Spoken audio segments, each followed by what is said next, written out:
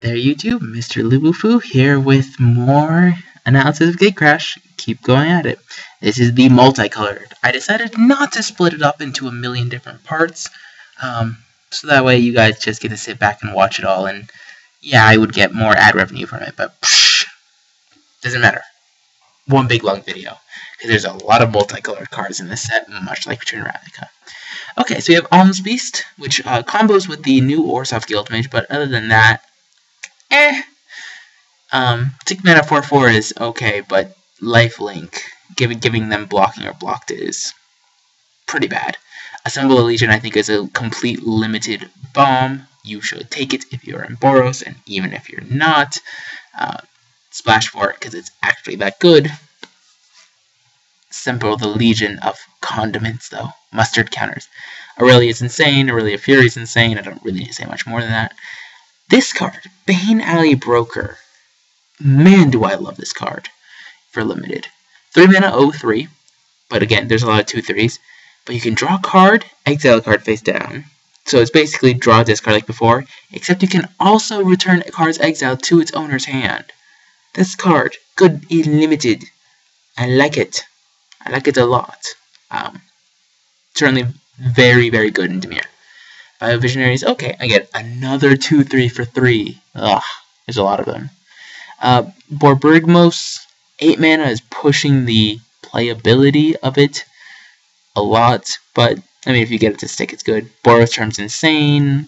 Call of the Nightwing is, I think, decent. I think it's decent, not much more than that. Cartel Aristocrat, it's a bear that you can sack a creature and gains protection from a color, which, you know, could be okay. Not sure how insane it is. Clan Defiance is good. Consuming Admiration is good. I mean, I don't want to go over too many of the rares because they're pretty powerful. Death Pact Angel is powerful. Dimir Charm is, I think, good. You got the target creature with power 2 or less is going to be surprisingly relevant in this format. Dinrova Horror is a 6 mana 4/4. When it enters the battlefield, return target permanent to its owner's hand and they discard a card. So, it's an expensive Ether Adept sort of thing, but it's okay. Domri Rod you play, because you can. Draco and Crosses, I want to like this guy, but I just really can't. You basically swing in once and it's not that good, so you need to make it more powerful. Duskmantle Guild Mage, basically I'm going to say this in advance, all of the Guild Mages, if you have the dedicated deck for their guild, are so good. So just keep that in mind. Duskmantle Seer, the 4 mana Flying Bob, you probably want to play it just because it's a 4 mana flyer for 4. Elusive Crosses is a card. Krasis is a card I love. It's unblockable. It's an 0/4 which blocks a lot of the 2 and 3 power guys, and then it evolves, and then eventually just gets out of control. Probably after 2 or 3 counters on it. Executioner's Swing is almost target creature that dealt damage, destroy them, because it's quite powerful. Fathom Mage, I think, is the best of the pre-release cards, because you play it and there's just so much work you can do. Fireman of Angel is very, very good, because it's Lightning Helix on an Angel. Fortress Cyclops is also quite good. I love the effect it has. Foundry Champion is very powerful. Frenzied Tillion, I'm glad they reprinted this, but still not that good. I mean, it's okay. It's not much more than that. Gore-Clan Ravager is probably one of the best uncommons in the set. Very good. Ground Assault is also quite good. Basically a removal spell. Next you have Gruul Charm, quite good. Like, all the charms are as well. Charms and Guild Mages are solid cards. Gruul Rage Beast, I think, is quite powerful. If you get it out there, it's solid. High Priest of Penance, I want him to be good, but, I mean, he's okay.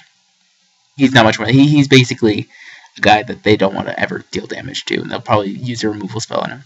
Hydra Form is powerful. Wait, what am I talking about? Hydra Power, it's okay. I mean, it's basically 2 mana, get a temporary 3/3. Kingspin Pet, I think, is very good. It reminds me a lot of the 2 mana 2/2 flying that had Haunt. that would drain life. And this is certainly, I think, a good, cheap extort guy. Ladsev's very, very good. Play him if you get the chance.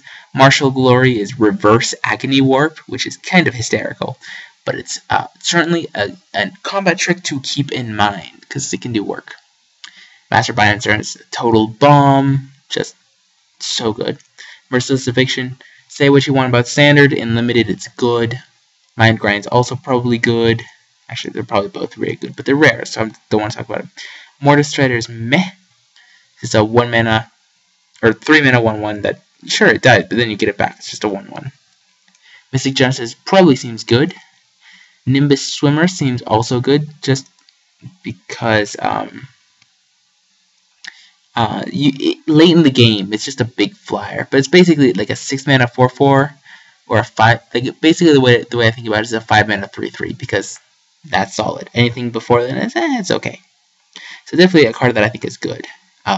Certainly could trigger Evolve if you need to. Also, it's eating all the birdies. Obviously, insane. 1,000 Lashes makes me really happy because this is another powerful removal spell. Because it's almost like Pillory, so it's so funny.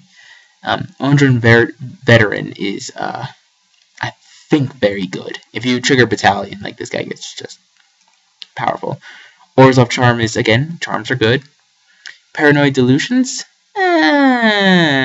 This is not the Glimpse the Unthinkable we were hoping for. Primal Visitation? Too expensive, I think, for what it does. Prime Speaker Zagon is very powerful. Psychic Strike. Wah! It's 3 mana counterspell. I think this is probably pretty playable. Dissipate saw play, so. Purge the Profane, I don't think it is, because it's 1 more than Mind Rot, which could be okay, but it's basically what you're playing it as. Rebel Hulk's quite good. Ruination Worms, I mean, it's a 6 mana 7/6. As a common, seems good.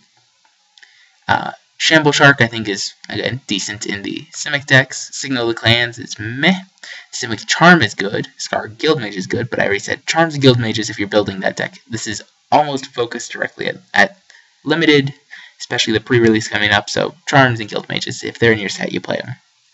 Sky Knight Legionnaire is solid because it can get Battalion because it has haste a lot quicker. Soul Ransom is I mean, I guess. Because, I mean, it's like enchant creature you control it, discard 2 cards, Soul Ransom's controller sacrifices it, and then draws 2 cards. And only an opponent may activate. So basically, it's not that good. I don't like it at all. Spark Trooper is Ball Lightning plus Lightning Helix, which I think is quite good in Limited. Sunhome Guildmage is, in my opinion, the best of the Guildmages. In this set, so keep that in mind. Treasury Thrall is a solid card, which is why it's a pre-release card. True Fire Paladins, another card I think is very powerful. Very, very powerful. I think Boros got a lot from the spoilers tonight. Unexpected Results is pretty cool. I like it. Urban Evolutions, also pretty decent in Limited. Viscopa Confessor, and not so much in Limited. Too expensive, I think. The Guildmage is good. I think, just because it can do weird stuff. Whispering Madness is probably the best of the Cypher cards you can get. Wojak Halberders is so good. This is this card's probably among the best commons in the set. 2 mana 3/2. I can get first strike. Zamek Guildmage, again, good Guildmage is good, and Zertos Swine is also very powerful. Anyway, thank you guys all for watching. Rate, comment, subscribe, and keep your eyes open for the next parts.